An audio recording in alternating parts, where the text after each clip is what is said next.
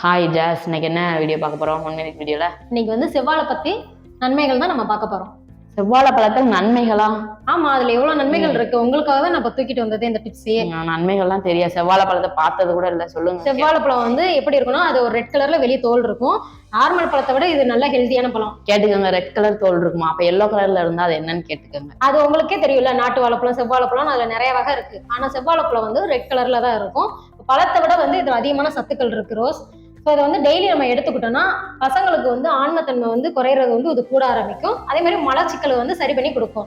இதை 21 நாள் நீங்க தொடர்ந்து எடுத்துக்கிட்டீங்கன்னா உங்க கண் பார்வை வந்து தெளிவா இருக்கும். குறைவா இருக்கிறவங்களுக்கு இது நல்லாவே பார்க்க முடியும்.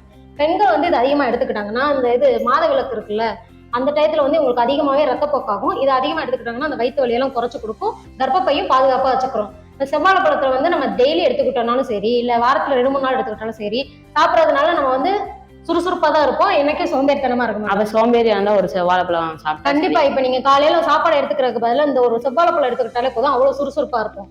யாரும் சாப்பாடு எடுக்க வேணாம், நீங்க செவ்வாழைப்பழத்தை எடுத்துக்கோங்க.